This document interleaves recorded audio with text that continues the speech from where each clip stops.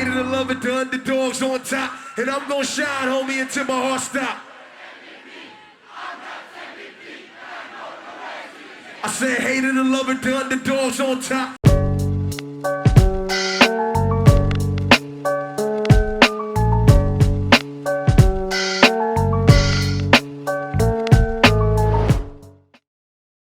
What's going on YouTube? Welcome to the channel. Hope you guys are all having a great day. Today I'm going to be reviewing the Game's classic debut studio album, the documentary. Game initially wanted to call the album Nigga with an Attitude Volume 1, but because of legal issues he was going through with Tamika Wright, the widow of Eazy-E, he changed the name of the album to the documentary. I'm glad he did that because I ain't really like the other name like that. I know he paying homage to NWA, but I was cool on that name. I'm saying the documentary sounds so much harder. The album released on January 18th, 2005, went #1 on the Billboard and sold 586,000 copies in its first week. The album was double platinum and all that, I'm saying it was very successful and something that at the time the West Coast needed badly. All the West Coast had at the time were the common staples. You had the Ice Cubes, the Dre's, the Snoops, but that next guy, that next superstar was missing. Back in 2001, Game was in recovery after getting shot 5 times and even going into a coma. During that point in his life was when he started to fall in love with hip hop. He released a mixtape called QB to Compton through Get Low Records in 2002, which landed in the hands of Dr. Dre. He was then signed to Aftermath and then later placed in G Unit, where he would represent the West Coast chapter of the unit.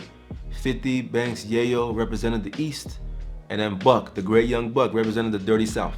It sucks to go through pain and have to pick yourself up from that low point in life, I'm saying, but all that heartache led Game to meeting Dre, 50, G Unit, and everybody. What would his life have been if he never went into that coma?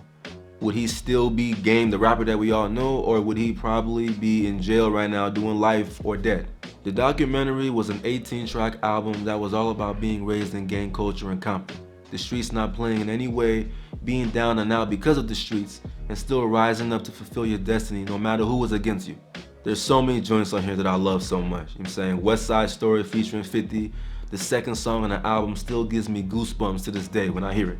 I'm saying that haunting piano sound was just out of this world to me. The production was amazing. I'm saying Dre and Storch ripped that shit.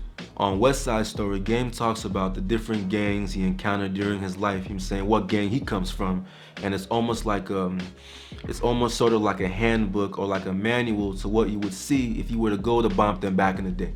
I don't know if I already said this in past videos, but Hate It or Love It, that track, that's my favorite song of all time. I remember watching the video for the first time, you know what I'm saying, and just replaying it so many times. Like, that song was just everything to me. I might play that joint in my wedding type shit. I love it that much.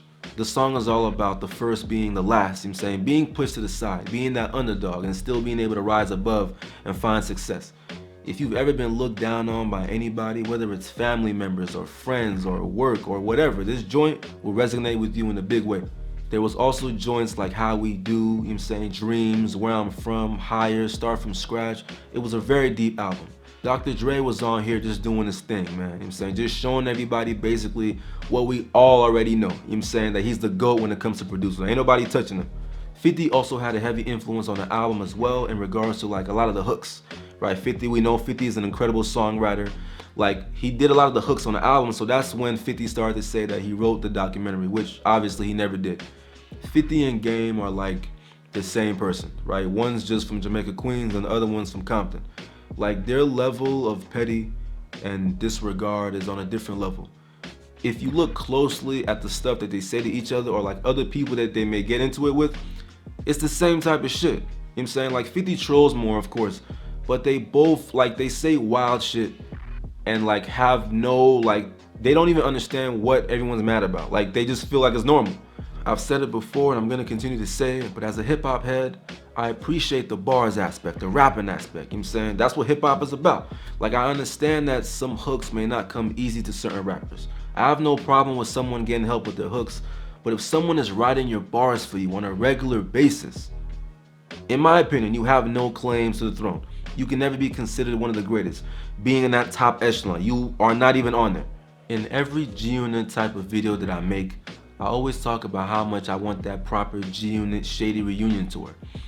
Like, if I was to ever get my wish, like, I'm going no questions asked. You know what I'm saying? Like, to be able to see Game and 50 and Buck and Banks and Yayo, Olivia, MD12, like, that would be some ill ass shit.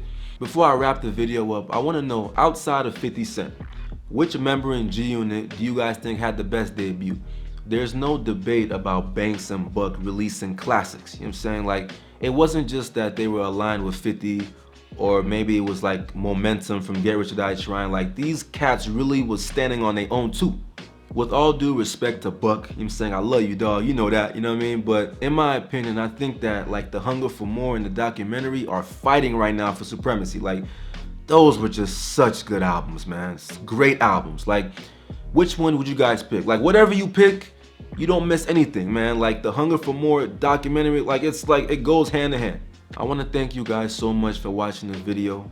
Make sure you like, comment, subscribe, and follow me on Instagram at I'm Hurrikane Isaac 95. I'm out. Peace.